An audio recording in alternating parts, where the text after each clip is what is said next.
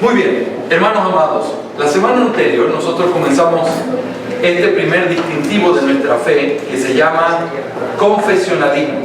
¿De dónde viene la palabra confesionalismo? ¿Quién me dice? ¿O qué es lo que suena cuando uno dice confesionalismo? Confesión de fe, ¿verdad? De confesar, de decir.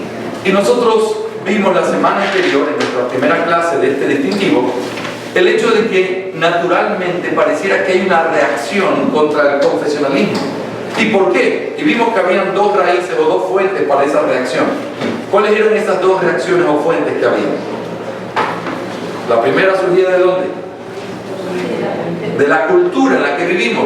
¿Cómo se llama la cultura en la que vivimos nosotros hoy? Postmodernismo, en donde se cuestionan las verdades absolutas, en donde nadie tiene por qué decir la verdad así absolutamente, en donde tenemos que ser inclusivos. Naturalmente, algo que diga esto es la verdad va a traer conflicto en una cultura así. A mí no me diga que es verdad, todos tenemos nuestra verdad. Y eso sin querer y de manera invisible, pero de manera poderosa, ha forjado la mente de todos aquellos que vivimos en la cultura. La cultura es lo que más nos forja. Yo hablaba la semana pasada de este hecho de la costa y la sierra, ¿se acuerdan? De cómo uno sin darse cuenta es de cierta manera por donde creció, por lo que le enseñaron. Y les decía que no se metan con los costeños, no mentira, los costeños somos buena gente, pero les decía, todo eso marca algo que nosotros somos, porque es nuestra cultura. La cultura en la que vivimos hoy es una cultura donde no quieren verdades absolutas, no quieren que nadie me diga que es así, es esto, o sea que si yo salgo de eso no es, así es, porque esa es la palabra de Dios. Y vemos cómo la cultura devalúa el pasado, la cultura simplemente no quiere nada absoluto, es anti-autoridad, pero todo eso es una confesión de fe contrario a esas realidades. Pero vimos luego una segunda cosa que surgía no de gente formada por la cultura en un sentido secular, sino que de hecho muchos buenos cristianos tienen rechazo hacia la confesionalidad. La pregunta es ¿por qué? ¿Quién se acuerda? ¿Cuál es el miedo que ellos tienen? El miedo a pensar sobre la Biblia. Muy bien, yo creo en la palabra de Dios. Yo no quiero que nada esté sobre la palabra de Dios ni al mismo nivel. Y nosotros decimos, eso es legítimo, eso es correcto. Nosotros decimos lo mismo. El problema con estos cristianos fieles, sinceros, es que ellos no están entendiendo lo que realmente significa la confesionalidad o el confesionalismo. No es tener un libro sobre la palabra de Dios. Es que si tú crees lo que la palabra de Dios dice, la única manera de saberlo es diciendo esto es lo que ella afirma, esto es lo que ella afirma. Y cuando tú dices lo que ella afirma, estás confesando sus verdades. Y en ese momento tú tienes un libro aparte o tienes afirmaciones aparte, pero no aparte de la palabra de su autoridad, sino que surgen por causa de su autoridad y por causa de la claridad con la que ella habla. ¿Me hago entender? Decir yo creo en Dios Padre, Dios Hijo y Dios Espíritu Santo, ¿eso es Biblia? Alguien diría, no pastor, eso técnicamente no es Biblia, pero eso es lo que dice la Biblia. Sí. Entonces no es la Biblia, pero es y tiene la autoridad de la palabra porque surge de lo que la palabra dice. ¿Me hago entender?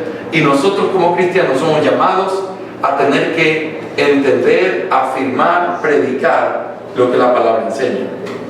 Cuando alguien te dice vayan por el mundo y prediquen el evangelio, la palabra evangelio, la forma en como tú la definas, va a determinar qué tipo de misión vas a hacer. ¿Sí o no? Para muchas personas el evangelio es ir a mostrar el amor de Jesús, y entonces ellos están contentos con ir a hacer pozos en África. No hay un estudio bíblico, no se predica la palabra, pero ellos dicen ahora con este pozo que hicimos le damos una mejor vida a estos hombres y mujeres que no tienen agua. ¿Están haciendo algo bueno? Están haciendo algo bueno. ¿Deberíamos involucrarnos en cosas así? Claro que sí, pero ese es el evangelio. No, porque aunque tengan agua y aunque vivan felices con agua el resto de su vida, ¿qué va a pasar el día que mueran? Se van a ir al infierno. Porque aunque podemos y debemos mostrar el amor de Cristo de manera visible a los hombres, el evangelio no es mejorarles la vida temporal solamente. A veces, para que ellos nos escuchen, necesitamos darles de comer o tener una vida temporal mejorada. Pero si ahí termina el evangelio, yo no estoy cumpliendo la gran comisión. ¿Cuál es la gran comisión? vayan por el mundo predicando, dice Lucas, arrepentimiento para con Dios y perdón de pecados. Eso es la gran comisión. Y vayan por el mundo haciendo discípulos, enseñándoles eso. Y cuando esos discípulos manifiestan su conversión, ¿qué tiene que pasar con ellos? Tienen que ser bautizados en el nombre del Padre, del Hijo y del Espíritu Santo, y luego tienen que ser parte de iglesias locales en donde se les enseña a guardar todas las cosas que el Señor ha mandado. Esa es la gran comisión. Entonces la gran comisión no puede ser definida de cualquier manera. Tiene una definición, pero mi pregunta es esta: ¿de dónde sacas esa definición? De la palabra de Dios. Y la puedes encontrar así tal cual, no siempre tan claramente, pero está en la Escritura, tienes que afirmarla y entonces vas y predicas ese evangelio. ¿Me hago entender? Así que las cosas de las que hablamos, como qué dice la Biblia sobre el hombre, sobre el pecado, afectan no solo la eternidad, también nuestra vida temporal. Si alguien dice, es que yo creo que todos los hombres pueden buscar a Dios en su libre albedrío, y ese hombre dice, sí, pero yo no quiero, entonces el problema es, entonces tu problema está en tu libre albedrío.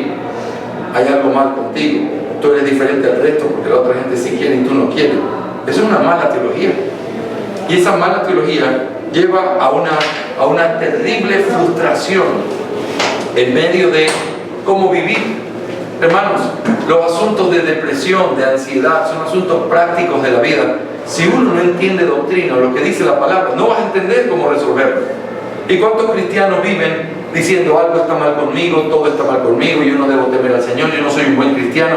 ¿Qué se necesita? Necesitas entender qué dice la Biblia. Cuando tú entiendes eso, tú lo defines. Y cuando lo defines o lo afirmas, estás confesando la fe que está en la palabra de Dios. ¿Me hago entender? Así que ese es el rechazo natural que hay. Hoy yo quiero, en los minutos que tenemos, hoy pedí que la clase terminara a las 10:45, así que tenemos buenos minutos, pero el mismo se me acaba también, pero tenemos que defenderlo bíblicamente. Yo tengo aquí, son como 16 páginas de clase, no las vamos a ver todas, no se asusten, las voy a resumir, pero las voy a resumir de una manera que pueda ser lo suficientemente útil como para que ustedes tengan la esencia de lo que realmente es el argumento y luego abrir la oportunidad para tener preguntas y tratar de responder. Así que lo que vamos a responder en esta lección es lo siguiente: ¿por qué podemos afirmar que el confesionalismo es algo bíblico? ¿Por qué? ¿Por qué? Vamos a mirar el fundamento bíblico del confesionalismo. Yo quiero mostrarte tres cosas importantes que van a ser nuestro bosquejo central de esta clase. En primer lugar, vamos a hablar de la base de este fundamento bíblico. La base de este fundamento bíblico. En segundo lugar, vamos a hablar de la prueba de este fundamento bíblico. Es decir, ¿dónde están los versículos? Muéstramelo. La prueba de este fundamento bíblico. Y en tercer lugar, vamos a hablar la obligación de este principio bíblico. La obligación de este principio bíblico. Muy bien. Así que vamos a ver la base, la prueba y la obligación. En primer lugar, la base. Si yo tengo que subir o partir, hermanos, de este principio, la pregunta es: ¿por qué yo puedo afirmar que confesar es un asunto que tiene que ver con un aspecto bíblico? ¿De dónde surge? Y la base de este fundamento es, pueden ponerlo allí como el subtítulo de este punto, el Dios confesante. El Dios confesante. ¿Por qué decimos Dios confesante? Hermanos, piensen conmigo por un minuto. ¿Qué es confesar? Confesar es decir algo o transmitir algo a través del uso de palabras, las cuales tienen el propósito de describir algo de manera concreta, apropiada, clara. Confesar es decir algo por medio de las palabras con el propósito de transmitir algo que sea concreto, apropiado y claro. Quiero que piensen conmigo en esta definición que les estoy dando. Cuando tú confiesas algo, vamos a imaginarnos la palabra confesar, quizás la connotación más cercana para nosotros tiene que ver con un juzgado. Y entonces está el jurado diciendo, creemos que es culpable. Y entonces viene la persona que está siendo culpada delante del juez. Y el juez dice, ¿qué tiene usted para decir? Si esa persona dice, yo soy culpable, lo tiene que decir de una manera clara, no ambigua, clara, pero lo tiene que transmitir a través de las palabras. Y las palabras en nuestro sistema de justicia son bien importantes. Por eso en las películas vemos cuando dicen, no diga nada porque todo lo que use podría ser usado en su contra, todo lo que diga será usado en su contra. ¿Por qué? Porque lo que dice son confesiones que pudieran hundirte más, y a veces es mejor no decir nada para poder tratar el tema de una manera solo con lo que se dijo, con lo que se vio. Pero confesar es decir algo, aclarar algo, describir algo de una manera clara que los otros pueden entender. La pregunta es, hermanos, ¿Dios es así? ¿Dios es un Dios que confiesa? La respuesta es sí. Hace 14 años, cuando empezamos esta iglesia, justo hace 11 años cuando empezamos esta iglesia, había en el cine la película de Noé. Espero que no se la hayan visto, y si se la vieron, qué horrible. Pero bueno, de hecho nos fuimos con los jóvenes en ese tiempo a ver la película de Noé en el cine. No porque pensáramos que era buena, sino para después sentarnos y poder criticar qué era lo que se decía con respecto a la verdad. Y una de las escenas que yo recuerdo es cuando supuestamente en la película Dios le dice a Noé que haga el arca. Pero ¿cómo funciona eso? La escena es un poco rara, porque Noé se supone que fuma o inhala algo, ya no me acuerdo qué era, pero era como una especie de droga, donde él entra en una especie de éxtasis, y la escena que tú ves después es como si él viera cosas confusas, no claras, así como imágenes, y al otro día se para y dice, creo, eso ya es terrible error, creo que Dios me dice que haga un arca. Hermanos, Dios no habla así. Cuando Dios habla, cuando Dios se manifestó en el pasado, lo hizo de una manera tan clara que nadie decía, creo que Él me habló.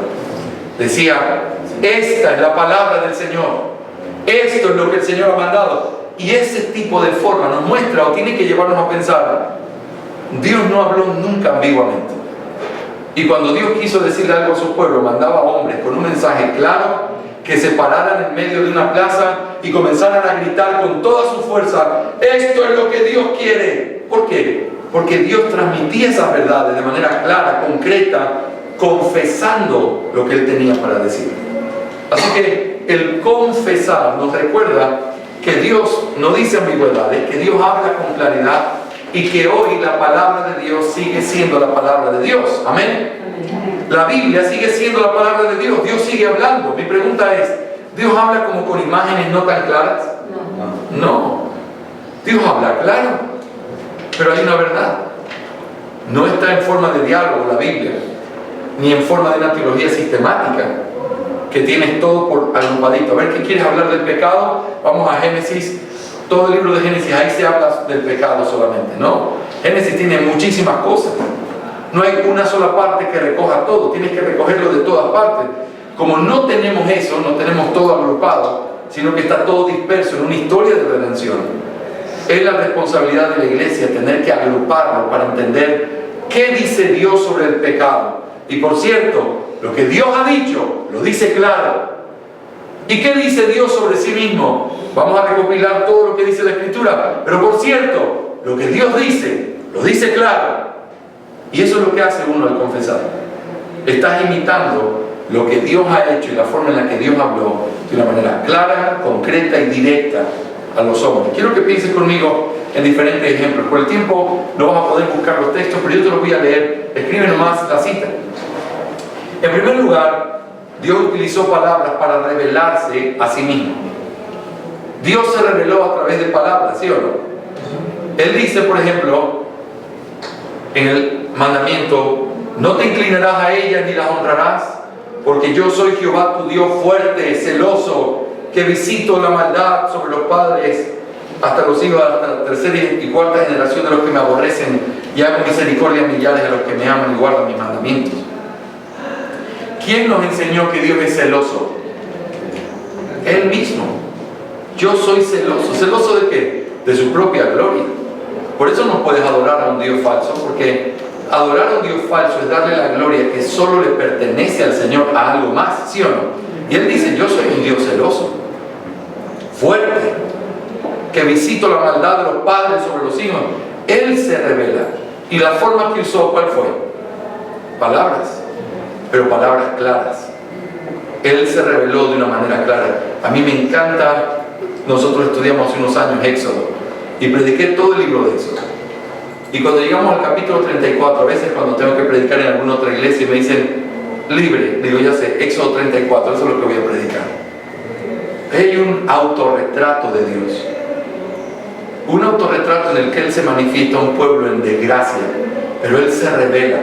Y la forma en la que Dios se revela es diciendo, yo soy el Dios tardo para la ira, clemente, misericordioso, que hago bien. Y sí, que no dará por inocente al culpable, pero deja el fondo. Lo que reclama en su autoridad es, yo soy el Dios compasivo. Qué increíble ver cómo Dios se describe, pero lo hace con palabras. Pero Dios no solamente describe lo que Él es con palabras, sino que también nosotros vemos cómo se articula su presencia con palabras. ¿Qué quiero decir con esto? A veces, cuando Dios no estaba cerca del pueblo por causa del pecado, ¿cuál era la primera muestra de que Dios los había dejado, vamos a decir así, temporalmente? No hablaba, no había palabra. No había palabra. Cuando leemos eso en el primer libro de Samuel y la palabra de Dios escaseaba en aquellos días, nos muestra la condición espiritual en la que el pueblo estaba. Cuando dice no van a haber profetas ni van a haber visiones, hablando de Israel, mostraba que era un juicio. Yo no les voy a hablar. Es como si el cielo fuera una especie de techo de bronce donde miras y simplemente te ves tú porque nadie más te va a hablar. Y es increíble cuando Dios, por ejemplo, hace años prediqué también a Ageo, y una de las cosas increíbles es cómo empieza el libro. Y no se lo entiende si uno no lee el contexto. Y siendo el año fulano de tal del rey, no sé cuántito, Dios habló. Eso nos dice, bueno, habían pasado 400 años sin hablar. El pueblo estaba allí tratando de descubrir lo que Dios había dicho en algún momento en el pasado a su pueblo, y de pronto Dios les manda un profeta y comienza a hablarles otra vez. Claro, fue para reprenderlos, pero el simple hecho de que Dios hablara mostraba que su presencia estaba en medio de ellos. Así que el hablar es un asunto importante para Dios. Se describió a sí mismo a través de palabras confesando algo, describe su presencia a través de confesar algo. En tercer lugar, también estableció sus promesas a través de confesar algo. Cada una de las promesas que Dios dio y fue conocida por los hombres, lo fue por medio de las palabras. ¿Cómo nosotros sabemos que iba a venir un Mesías después del primer pecado de nuestros padres, Adán y Eva? ¿Cómo sabemos que iba a venir un Redentor que iba a deshacer las obras que se habían hecho mal? ¿Cómo lo supimos? Dios lo declaró. Muy bien. Esa es la respuesta sencilla y clara de eso. Porque Dios lo dijo. El hecho de que Dios lo dijo demuestra que sus promesas son confesadas por Él para que los hombres lo podamos entender. Así que Dios usó palabras, Dios confiesa, habló de quién es Él, habló de su presencia, también estableció sus promesas así, y podríamos hablar de muchos otros detalles teológicos sobre cómo Dios habló, pero creo que el punto está claro. Dios se manifestó, ¿sí o no? Dios habló, así dice Hebreos 1:1. Dios, habiendo hablado, Dios habló, confesó, determinó. Si alguien pregunta, ¿y de dónde ustedes sacan que hay que confesar? La base de nuestra confesionalidad es el hecho de que el Dios que nosotros tenemos es un Dios que habla y confesó con claridad las cosas que Él quería decir. Pero eso no es lo único. Quiero que notes esta conexión. En segundo lugar, en punto grande. El primer punto es Dios usó palabras. Pero en segundo lugar, Dios encargó la transmisión de esas verdades que Él reveló por medio del uso de palabras. Dios encargó lo que Él reveló a través de confesar, que otros lo hagan a otras personas por medio de usar palabras. Por ejemplo, quizás el ejemplo más clásico y muy conocido es de los padres hacia los hijos. Y uno de los textos clave es Deuteronomio 6 al 9. ¿Qué dice este texto? Quizás tú lo conoces de memoria. Y estas palabras que yo te mando hoy estarán sobre tu corazón, y las repetirás a tus hijos, y hablarás de ellas estando en tu casa y andando por el camino y al acostarte y cuando te levantes, y las atarás como una señal en tu mano y estarán como frontales entre tus ojos, y las escribirás en los postes de tu casa y en tus puertas. Pregunta: ¿qué es lo que los padres tenían que hacer con los hijos según este texto? Transmitir. Esa palabra es preciosa. Transmitir. ¿Y cómo lo iban a hacer? Bueno, en primer lugar preguntemos: ¿transmitir qué? El texto empieza diciendo: y estas palabras que yo te mando hoy. Y lo que acababa de decir es: yo soy Jehová tu Dios, y Jehová tu Dios uno es. Y luego digo: ámame, témeme, ama a tu prójimo, ama a tus hermanos. Eso que yo te mando, se lo dirás. Entonces Dios habla, y cuando Dios habla, lo habla claro, pero los que lo reciben la responsabilidad de hacer qué, de tener que transmitirlo. Y entonces la primera forma en la que lo vemos claramente en la Biblia es de los padres a los hijos. Los padres tenemos la tarea de repetir esas verdades a nuestros hijos. Y aquí se usa un lenguaje muy integral. No es cuando estén en la iglesia, no, cuando estés en tu casa, al levantarte, al acostarte, cuando vas por el camino. Qué lindo es ir caminando con los hijos, ir diciéndoles cosas o principios bíblicos, ir reflexionando con ellos. El Señor, eso es lo que nos mandó a nosotros como padres. Pero hermanos, no es lo único que Dios mandó en el sentido de transmisión.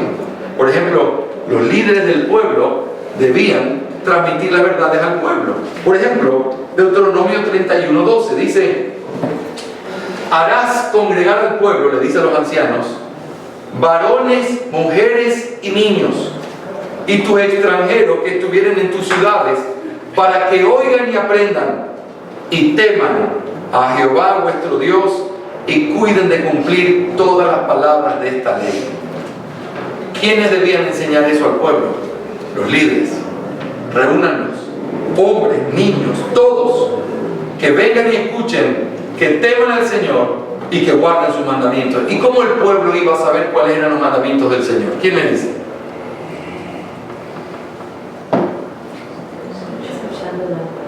Escuchando lo que se les decía que Dios mandó. Después tuvieron las tablas, ¿verdad? Pero esas tablas tienen algo que el pueblo conoce moralmente, pero había otros muchos detalles, como el tabernáculo. ¿Cuántos estuvieron presentes cuando Dios le reveló el tabernáculo a Moisés?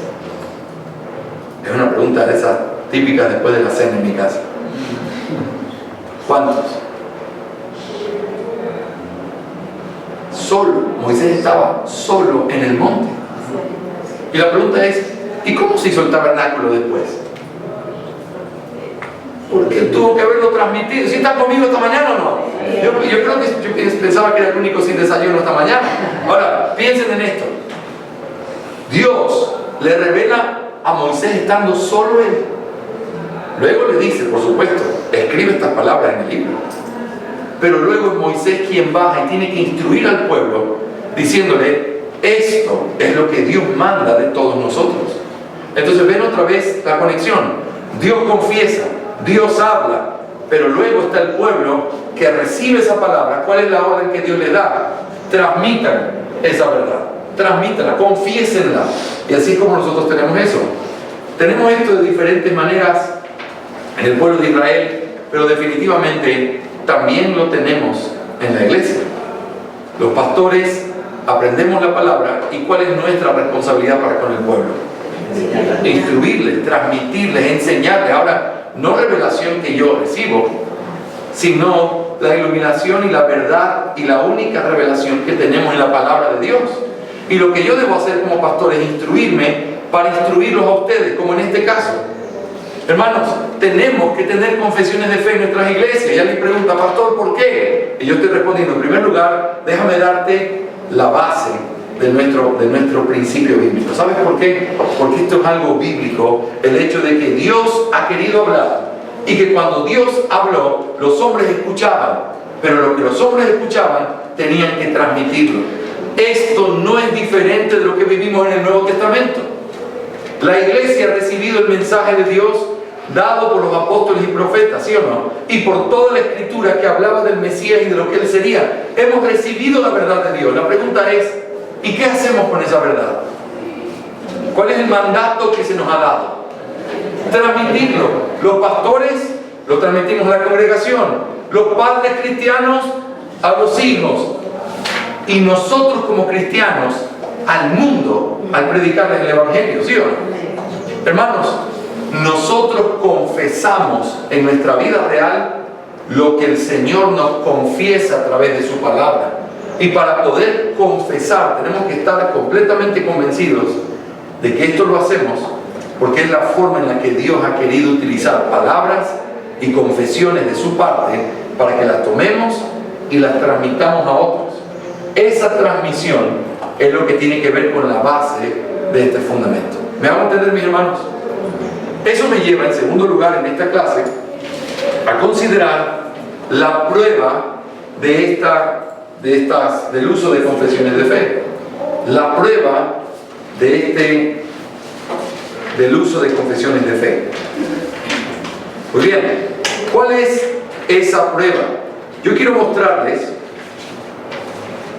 algunas cosas clave, y otra vez vamos a tener que seguir profundizando en lecturas, pero yo quiero dejarles el corazón de lo que les quiero decir. Lo primero que tenemos que saber es que la primera prueba es que la Biblia utiliza confesiones de fe. La Biblia las utiliza. Y en el Nuevo vamos a mirar algo mucho más glorioso y grande, y espero mostrarlo hoy con claridad. Pero en el Antiguo también tenemos confesiones de fe. Vamos a mirar en primer lugar la confesión de fe del Antiguo Testamento. Quiero que todos abran sus Biblias en Deuteronomio capítulo 6, versículo 4. Deuteronomio 6, 4. La confesión de fe del Antiguo Testamento. Deuteronomio 6, 4. Es lo que se conoce normalmente como el Shema Israel. ¿Qué significa eso? Eso era la declaración del pueblo de Dios que hacía una distinción con respecto a ellos, de todo el resto de pueblos. Shema significa escucha o oye Israel. ¿Y qué es lo que Israel tenía que oír? Aquí en las notas tienen el texto en hebreo. Shema Israel, Adonai Eloheinu, Adonai Echad. Escucha Israel, Jehová nuestro Dios, Jehová uno es. Esta declaración en Deuteronomio 6:4 es la base de lo que realmente el pueblo de Israel tuvo como distintivo a través de toda su existencia como pueblo. Quiero que pienses conmigo en algunas cosas sin perder tu mente de lo que acabamos de decir. Escucha Israel, Jehová nuestro Dios, Jehová uno es. ¿Lo puedes repetir conmigo o no? Escucha Israel, Jehová nuestro Dios, Jehová uno es. Esa declaración sigue siendo cantada hasta el día de hoy por los judíos cuando se reúnen en las sinagogas. Algunos sin entender al Mesías y rechazándolo, pero los judíos practicantes del día de hoy siguen cantándolo. ¿Saben por qué? Porque este Shema es la esencia de su fe como judíos, a diferencia de lo que ellos vivieron con el pueblo de los pueblos cananitas o los que estaban alrededor de la tierra prometida. ¿Cuál es el significado de esta frase? Esta frase es una proclamación de lo que Dios había revelado a Israel. Dios es uno. Dios es uno. Y quiero que pienses, qué contrario era esta idea a todos los pueblos paganos que estaban alrededor. Estoy leyendo en estos días algo sobre el segundo siglo de la era cristiana. Y entonces estoy leyendo algunos libros sobre eso.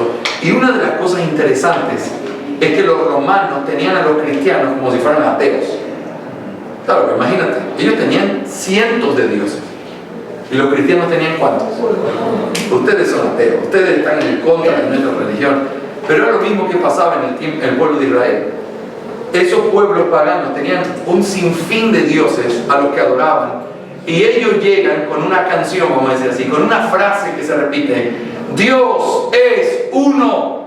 en medio de pueblos que gritaban que habían cientos de dioses y que los adoraban a todos y todo el año tenían fiestas festivas para ellos. Dios es uno. ¿Qué es lo que eso implica? Implica que Dios, el creador del cielo y de la tierra, no es una multitud de dioses. Solamente hay un Dios verdadero y todos los demás son dioses falsos. Es declarar la exclusividad de Dios. El único que debe recibir honra y gloria.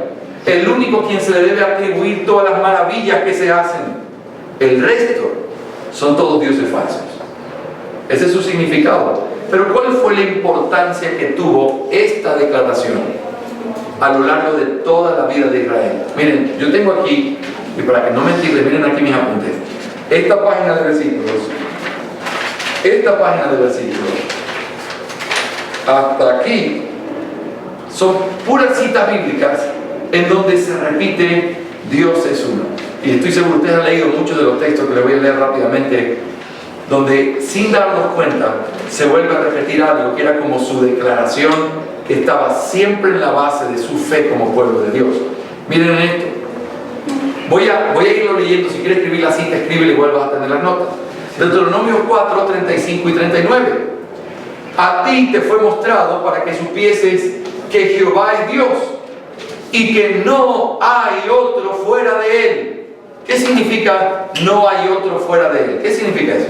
Que solo hay uno, que no hay más. Mira Deuteronomio 32, 39. Ved ahora que yo soy y no hay dioses conmigo. ¿Qué significa eso? Dios es uno.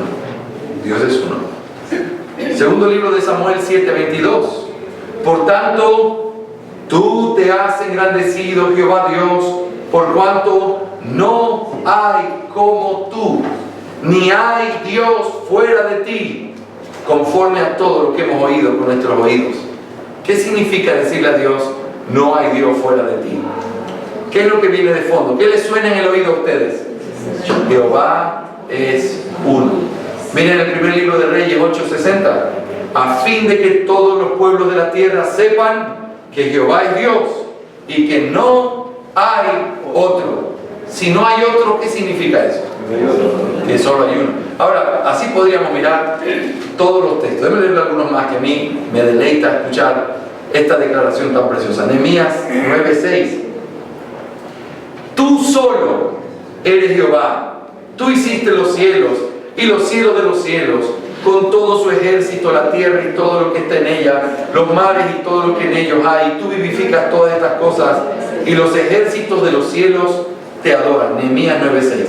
Noten, tú solo eres Jehová. ¿Qué significa tú solo? No hay otro. Esa es la declaración. Eres el único Dios.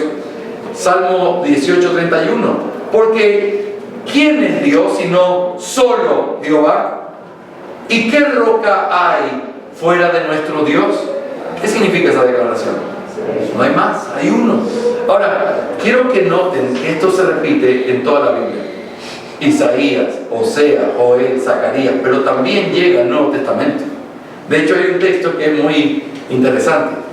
Cuando Santiago está exhortando y entonces dice, tú crees que Dios es uno. Bien haces. Pero los demonios también creen y tiemblan.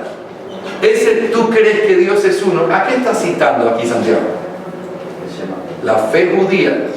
En ese Shema Israel de Deuteronomio 6:4, Jehová es uno. Tú lo cantas todos los sábados en tu sinagoga, me parece bien.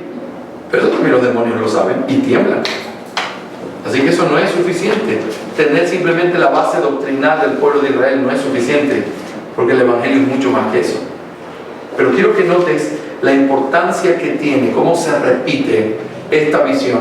Dios es uno. Ahora, quiero que veas cuál fue la utilidad que tuvo el hecho de que ellos tuvieran esta confesión de fe. La utilidad fue que ellos tenían una identidad teológica clara. Cuando ellos llegaron a Canaán, ellos eran el pueblo que solo tiene un Dios. Lo cantaban, lo confesaban, lo repetían, exclamaban usando esa expresión, porque esa era su identidad. Ser un pueblo monoteísta era la identidad que el pueblo de Israel tenía en comparación con toda la pluralidad de dioses que había en todos los pueblos del mundo. ¿Me hago entender?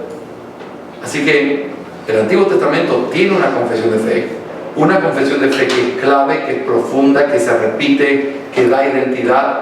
Pero ¿qué podríamos decir del Nuevo Testamento? Del Nuevo Testamento. Hay muchas cosas que podemos decir en el Nuevo Testamento. El hecho de confesar, esto es la segunda parte de la clase, o la segunda parte de este segundo punto, las confesiones en el Nuevo Testamento. El Nuevo Testamento utiliza la palabra confesar en muchos contextos diferentes. Por ejemplo, confesar es un contraste a negar. Tú puedes negar o tú puedes confesar. Miren, por ejemplo, Mateo 10:32, dice la palabra del Señor: a cualquiera pues que me confiese delante de los hombres, yo también le confesaré delante de mi Padre que está en los cielos. Pero ahora mira el contraste: y a cualquiera que me niegue delante de los hombres, yo también le negaré delante de mi Padre que está en los cielos. No pensemos ahora en lo que esto significa, pensemos en el contraste. ¿Qué es lo que tenemos por un lado? Negar, ¿sí o no? Decir yo no creo en el Señor. Ok, cualquiera que niegue, entonces va a ser negado delante de la presencia del Padre. Pero luego aparece por el otro lado, cualquiera que me confiese. ¿Qué significa confesar allí al poder notarlo en ese contraste? ¿Qué significa confesar? Cualquiera que me afirme, cualquiera que no me niegue, cualquiera que no diga yo no le conozco, no, cualquiera que diga Él es mi Señor, en Él yo he creído. Entonces es una afirmación. Confesar es afirmar algo que tú crees. En segundo lugar, el Nuevo Testamento también muestra que confesar es una identificación con lo que uno ha confesado. ¿Qué quiero decir con esto? Juan 9:22 dice esto: esto dijeron sus padres porque tenían miedo de los judíos, por cuanto los judíos ya habían acordado que si alguno confesase que Jesús era el Mesías, fuera expulsado de la sinagoga. Noten, confesar no solamente es afirmar algo, confesar es identificarte con lo que tú confiesas. Y eso es una parte importante. Tú no puedes decir una cosa y actuar de otra manera, ¿sí o no? Porque eso sería una hipocresía. ¿Me estoy haciendo entender o no? Tú no puedes decir, sí, yo creo en el Señor Jesús, pero luego cuando están tus amigos hablando de ateísmo y de que no hay verdades absolutas, tú dices, sí, yo no estoy tan convencido. Tú no puedes hacer lo uno y lo otro. Tú no puedes decir algo y vivir de otra manera. El que lo dice se está identificando con lo que dice creer, y por eso los seguidores de Jesús eran aquellos que lo confesaban, y por causa de eso eran perseguidos, separados, sacados de las sinagogas, porque ellos se identificaban con lo que creían. También aprendemos que confesar es algo que es ratificado por la conducta.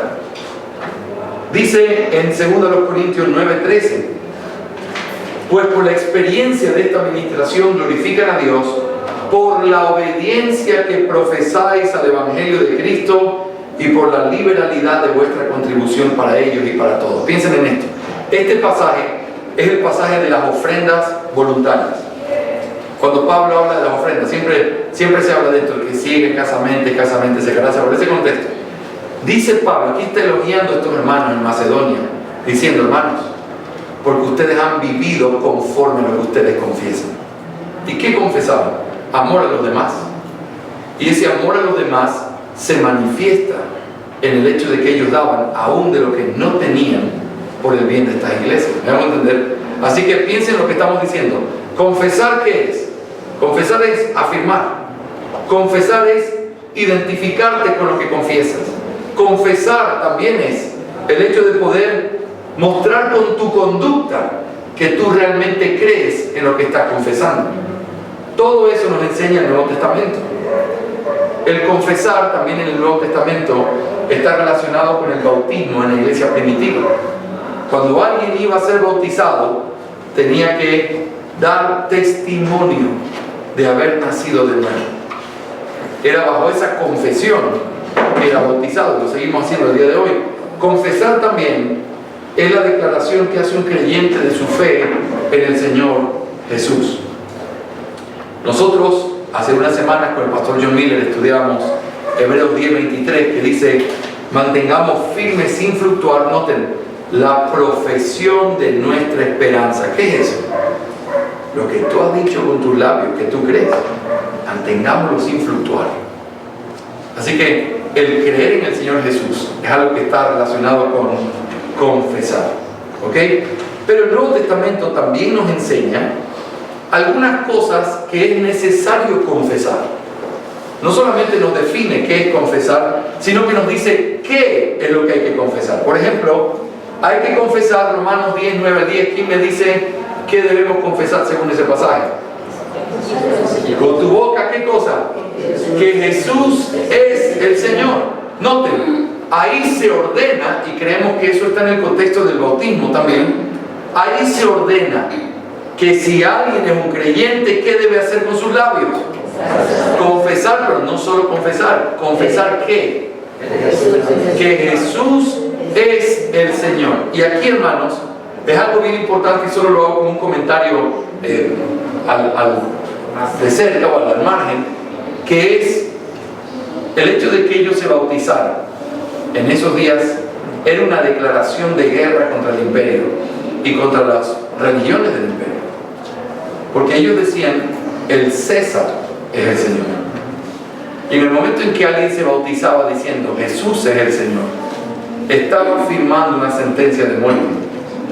Hace unos años vino un misionero y predicó en nuestra iglesia sobre la cantidad, el promedio de vida de un cristiano. No me acuerdo ahora qué país de África era, pero el promedio de vida de un cristiano en ese país después de bautizarse. Y él dijo: son 27 días o algo así. 27 días, sí. En ese tiempo más o menos es el que o el Estado lo mata o su familia lo entrega para matar. Eso es lo mismo y el mismo contexto que hay hoy. Muchos pastores, muchas iglesias, y no nos gusta hablar ni de pastores ni de iglesias, simplemente nuestra cultura evangélica enseña: ese muchachito de 10 años confesó, sí, entonces hay que bautizarlo. La Biblia dice que si confesaren, creo que hay una connotación un poco distinta. Y creo que no es lo mismo que hoy alguien diga creo en Jesús. De hecho, hasta se va a ganar algunos likes en Facebook si alguien dice que cree en Jesús. Esto no es lo mismo. Esto tiene que ver con alguien que está dispuesto a entregar su vida y a poder renunciar incluso a su vida común y corriente por causa de su fe. Nosotros con la visita tuvimos el privilegio de estar en Roma, en la vía Apia, que es la vía que llevaba a Roma antiguamente. Y la parte más linda, Roma es lindo, pero lo más lindo que vimos fueron las catacumbas donde los cristianos se reunían a adorar al Señor y donde eran enterrados después. Ellos no podían entrar a los límites de la ciudad, se tenían que reunir escondidos, cantar bajo la tierra. Es una cosa que es impresionante, te mueve el alma solo sentir el frío, que lo puedes sentir todavía el día de hoy, y la oscuridad que hay en medio de esas cuevas. Y imaginarte a los cristianos, a nuestros hermanos cantando Jesucristo es el Señor. Así que hay una diferencia radical. Hoy necesitamos que la gente confiese que Jesucristo es el Señor, pero para eso se tiene que manifestar claramente que esa persona ha creído en el Evangelio. Y eso no necesita entregar su vida para demostrarlo, pero necesita estar dispuesto a darla si fuera necesario. Y la manera en que muestra que está dispuesto a darla si fuera necesario es a vivir como un cristiano todos los días de su vida, mortificando su pecado, arrepintiéndose cuando peca y tratando de honrar al Señor. ¿Sí? Millazo, ¿querías decir algo? Justamente eso, porque hace unos años cuando yo, gracias a Dios, empecé a entender las doctrinas de la gracia, yo le explicaba a mi cuñado, porque hay muchos pastores que hacen pasar al frente a las personas y los hacen hacer una oración y él me decía: no, yo ya confesé y creí en mi corazón y ya por eso soy salvo. Entonces yo les trataba de explicar que en la connotación o en la historia, antiguamente, confesar al Señor era sinónimo de muerte, porque justamente lo que usted decía, Bueno, pero ellos no entienden eso, empiezan que porque ya pasaron al frente, repitieron una oración, confesaron y creyeron, ya, son salvos y de aquí en adelante no importa. Exacto. ¿Qué es lo que va a pasar? Ese concepto es vital para nosotros poder medir correctamente qué significa el Evangelio. Piensen en esto. Si levantar la mano es la muestra de confesar a Jesús, entonces tú podrías ser salvo. Primero, la Biblia no dice eso. Y segundo, levantar la mano podría ser perfectamente un momento de emoción. Podría ser un movimiento bajo ignorancia. Yo quiero, una vez estábamos aquí en un culto de oración hace muchos años, y entonces estamos allí y estamos presentando, alguien nos visita aquí, ¿cómo te llamas? Me llamo fulano de tal, se paró de un brinco y dijo, y quiero ser bautizado y estar aquí en medio de ustedes. 3 meses después ya no estaba en la iglesia. Y claro, todos nos gozamos, lo abrazamos, qué bueno, mira, hay un proceso y eres bienvenido a vivirlo, pero es importante que entiendas esto. Entonces, ¿cuántas personas así? Vienen una temporada, son bautizadas, se fueron, son cristianos carnales que están en el mundo viviendo como perdidos, pero son cristianos porque fueron bautizados. Estoy siendo bien irónico. Nadie puede ser cristiano si niega a Cristo. Entonces no existen cristianos carnales que niegan su fe y simplemente son cristianos porque un día levantaron la mano. El verdadero levantamiento de manos, si quieres usar esa expresión, es una vida que está dispuesta a entregarse por Cristo hasta el final, en las cosas más básicas de la existencia. Alguien ha dicho muy bien, para mucha gente dicen, yo quiero morir por Cristo. Pero vivir por Él es una invitación que todos tenemos. No todos vamos a morir por Él, pero todos debemos vivir por Él. Y vivir por Él implica mostrar lo que también estarías dispuesto a mostrar si tuvieras que morir por Él. Cuando alguien cree en el arrebatamiento pretribulacional, que yo lo solía creer, uno de los temores que uno tiene es, ¿qué va a pasar si alguien tuviera que morir por el Evangelio? La respuesta que yo daba, yo enseñaba eso, era no, en este tiempo no se va a sufrir porque en este tiempo nosotros es por gracia. Pero ya en el tiempo de la tribulación, ahí sí les va a costar. Y entonces, hermanos, si hoy la fe que tú tienes en Cristo Jesús no es suficiente como para poder no negarlo, aunque tuvieras que entregar tu vida, tienes que saber esto, tú no eres cristiano. Porque los cristianos, aunque vivamos en paz toda nuestra vida, o bajo persecución, y muramos siendo jóvenes, la fe sigue siendo la misma. Porque ese arrebatamiento pretribulacional pareciera más una doctrina americana, en el gozo donde nadie es perseguido, pero eso no se vive en África. Eso no se vive en los países donde matan a tu familia por predicar el Evangelio entre un mundo musulmán. Ese Evangelio no sirve allá. Y si ese Evangelio no sirve allá, tampoco sirve aquí. Aunque vivimos en paz, la fe verdadera no tiene que ver con hoy es por gracia y no vas a sufrir. Y si tuvieras que sufrir, ¿qué? Y si tuvieras que morir por Él, ¿qué? Si tu respuesta es no sé qué haría, entonces que eso traiga intranquilidad a tu alma. Porque los cristianos, aún con todo el miedo, como yo, miedosos, estaríamos dispuestos a hacer lo que sea para nunca negar a aquel que nos ama. En esta lectura que estoy haciendo de la iglesia primitiva, salió la historia del gran Policarpo, que es discípulo del apóstol Juan y después él fue maestro de Ignacio. Este hombre era un viejito, era un predicador, era un pastor, y lo llevaron a la arena, y el emperador, al verlo viejo, le dijo: no seas tonto, niega a Cristo y salva tu vida. Y él respondió algo como esto: negar a Cristo. He vivido 86 años recibiendo su bondad, ¿por qué habría de negarle? Y la historia dice que murió como un mártir por su fe. Si esa fe no está en nosotros, no es la fe cristiana que ha estado siempre en la tierra. Así que eso es importante pensar. Muy bien, no me quiero salir de nuestro tema, deben mirar donde está. Es culpa de Jackson, todo eso es culpa de Jackson. Ok, 10 minutos y cerramos. Voy a tener que dividir esto en 2 partes.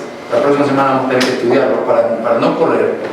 Pero lo que vamos a hacer la semana que viene, hoy voy a empezar con 1, pero la semana que viene vamos a mirar 2 confesiones de fe que están en el Nuevo Testamento de una manera preciosísima. Quiero que veas conmigo 1 Corintios capítulo 15, versículos 3 al 8. Este es un texto bien conocido, pero aquí nosotros tenemos una confesión de fe en el Nuevo Testamento. Primero a los Corintios 15, 3 al 8. Primero a los Corintios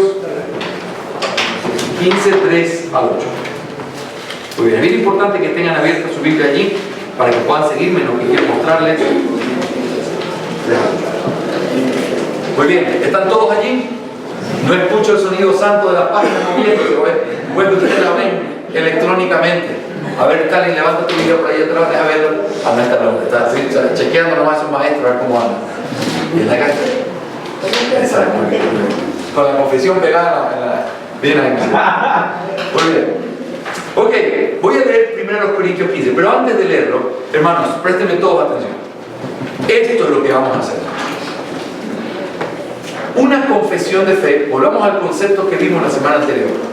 Una confesión de fe es una declaración pública, muy bien, pero en segundo lugar, sintética. Y eso es lo que vamos a anotar hoy. ¿Qué significa sintética? ¿Quién me dice? Resumida, comprimida, ¿verdad? En forma de una afirmación que dice algo, pero que es, vamos a imaginarnos, como que fuera un paquete, que cuando viene tú lo recibes, pero luego para abrirlo tienes que sacar un montón de cosas para poder mirar lo que hay adentro, porque eso está impregnado de un montón de verdades que se afirman al decir esa verdad. ¿Ok? Esto ustedes lo van a notar en muchos lugares del Nuevo Testamento. Yo solamente he escogido 3 que son preciosos y vamos a empezar hoy mirando este y la próxima semana miramos los otros 2. Primero a los Corintios 15, 3 al 8, dice la palabra del Señor. Porque primeramente os he enseñado lo que asimismo recibí, que Cristo murió por nuestros pecados conforme a las Escrituras, y que fue sepultado y que resucitó al tercer día conforme a las Escrituras, y que apareció a Cefas y después a los 12, después apareció a más de 500 hermanos a la vez, de los cuales muchos viven aún y otros ya duermen. Después apareció a Jacobo, después a todos los apóstoles, y el último de todos, como un abortivo, me apareció a mí. Quiero que me permitas hacer 3 observaciones importantes aquí. En primer lugar, la primera expresión es esta con la que empieza el texto. Mira el versículo 3. Porque primeramente os he enseñado lo que asimismo recibí. Esto nos habla de la tradición apostólica, lo que se llama la tradición apostólica. ¿Pero qué implica? Pablo está declarando que el evangelio que él les estaba enseñando, les había enseñado, no era un invento humano, no era algo que él había inventado o hecho, sino algo que él había recibido directamente de parte del Señor. Déjenme hacerles un paréntesis aquí. Cuando predicamos Gálatas, también hace unos años ya, así uno se da cuenta cuando está viejo, cuando ya habla de años, cuando va pasando la vida. Pero cuando prediqué en Gálatas, fue fascinante estudiar el capítulo 1, donde Pablo está haciendo una defensa chiquita de su apostolado. Y él dice, porque este evangelio que yo les di, que ustedes han permitido que se pervierta, este evangelio yo no lo recibí de hombres, sino lo recibí del Señor Jesús. Y él dice esto, porque cuando el Señor me habló, o el Señor se me apareció, no fui directamente a Jerusalén, sino que me fui a Arabia. ¿A Arabia? ¿Y qué fuiste a hacer allá? Si eres cristiano, si has aprendido la verdad de Cristo, anda a buscar quien te pueda enseñar. Pero ese movimiento raro, en un sentido, fue un movimiento claro para que cuando él apareció en Jerusalén y los apóstoles lo reconocieron, sabían que él no lo recibió como una segunda generación, sino que lo recibió de primera mano de parte del Señor Jesús. Y por eso él dice, en todos los pasajes cuando celebramos la cena, dice, y esto es lo que así mismo recibí. Y cuando él habla de eso, no está hablando de que lo aprendió de hombres. ¿Quién se lo dio? El Señor Jesús.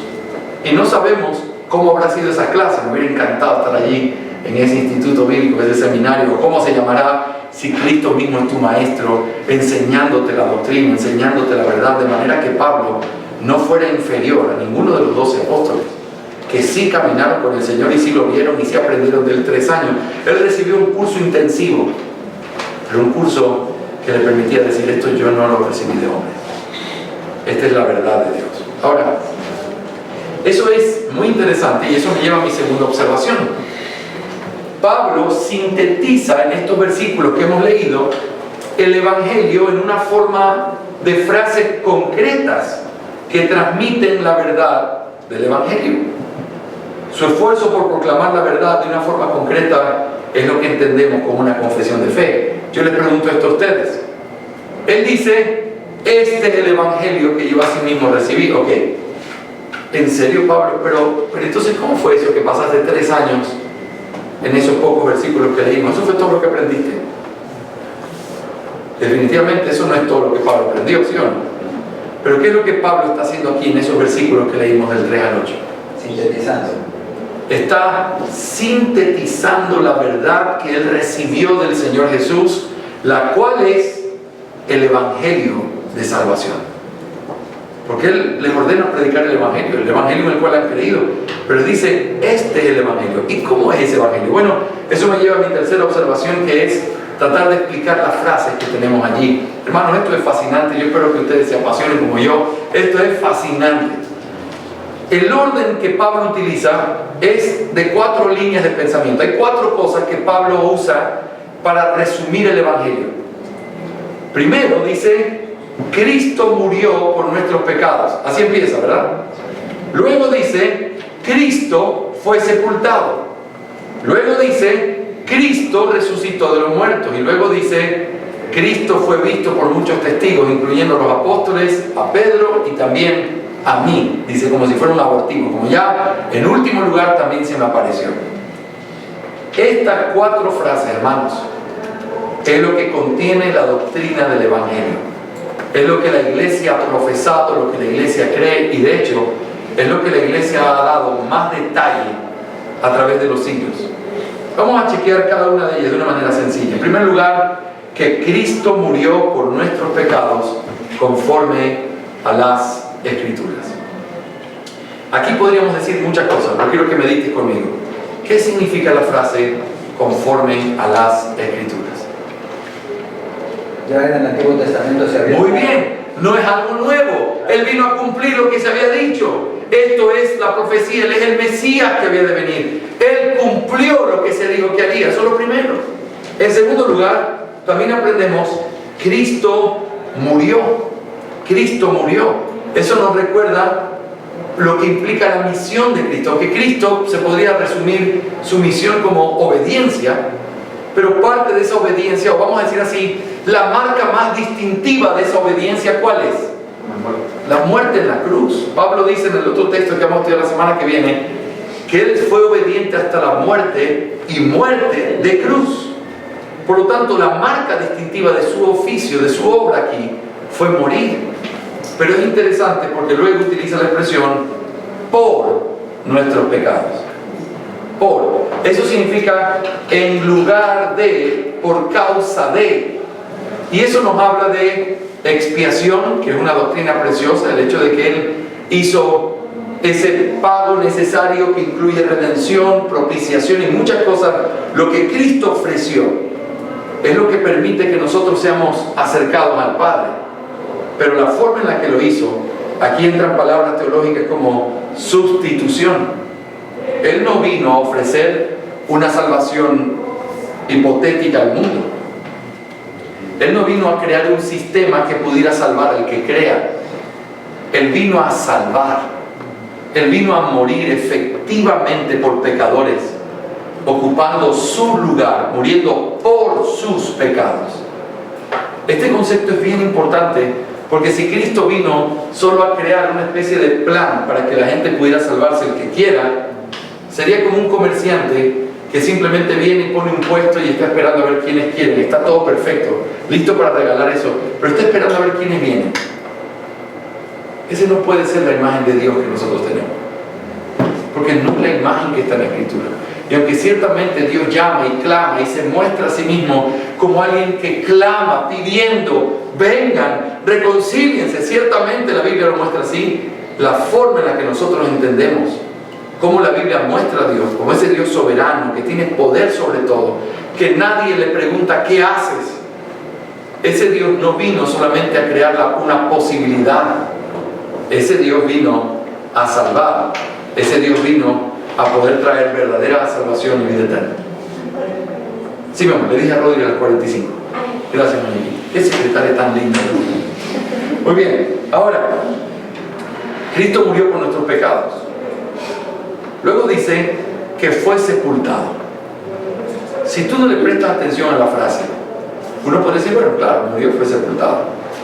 Yo le voy a hacer una pregunta sencilla. ¿Quiénes son los únicos que pueden ser sepultados? Hombres de carne y hueso.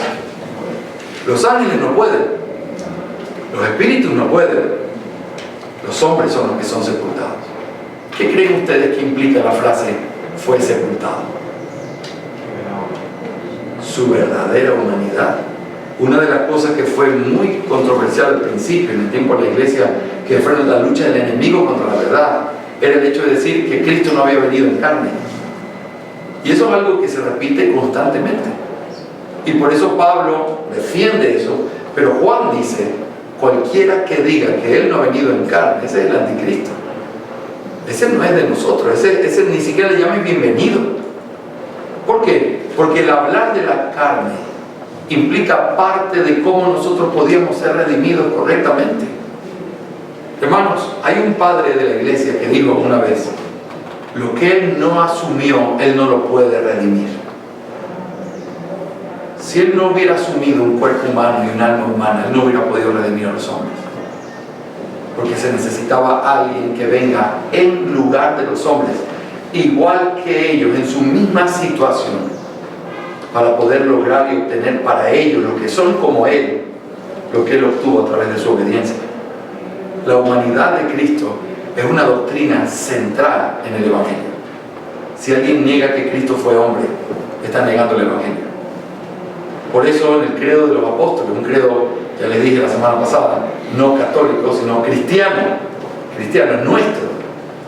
El énfasis que hay en el credo de los apóstoles, habrá algún católico del pasado que quiere repetirlo de memoria, pero en ese credo se define de una manera maravillosa el hecho de que Él fue hombre. ¿Por qué creen ustedes que la iglesia hizo eso? Porque había gente que seguía atacando, Él no es hombre, Él vino con una apariencia de hombre. ¿Sabes por qué? Porque la carne es mala. Ellos eran mezclados con filosofía y gnosticismo. La carne es mala, el espíritu es bueno. Entonces, ¿cómo puede ser que el espíritu que es Dios sea carne? Eso es una contradicción. Así que Él no tuvo carne, Él tenía una apariencia de carne, era una carne celestial.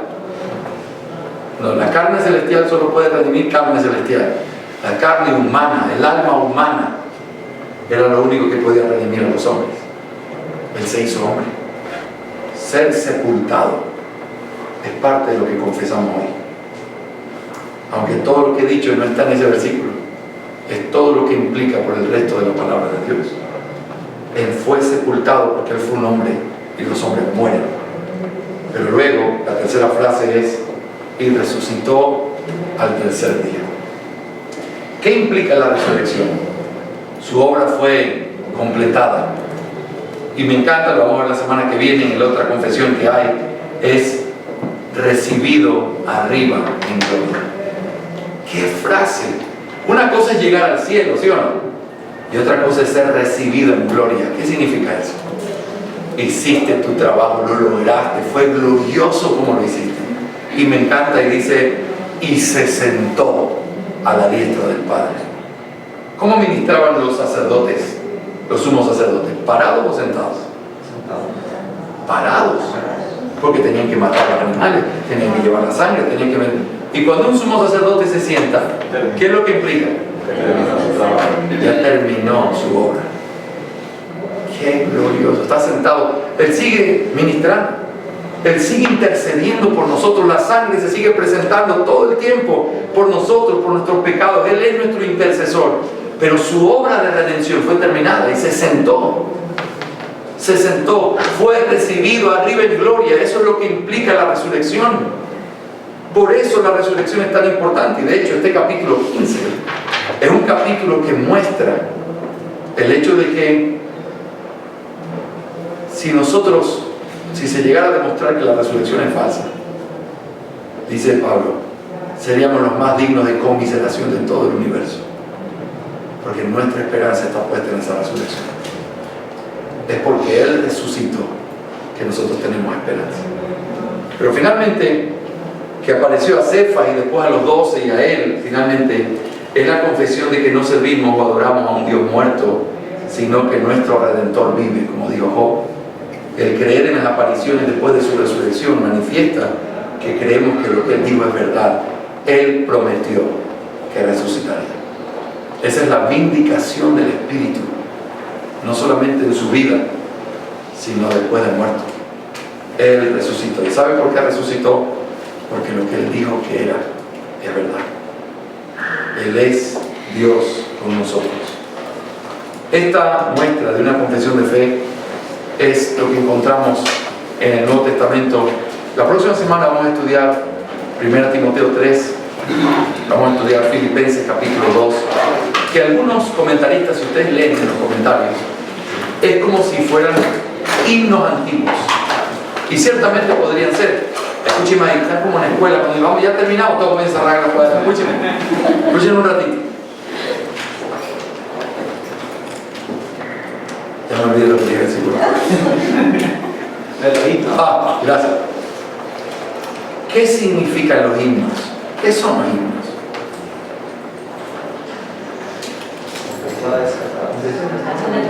Son declaraciones de lo que creemos en la palabra de Dios.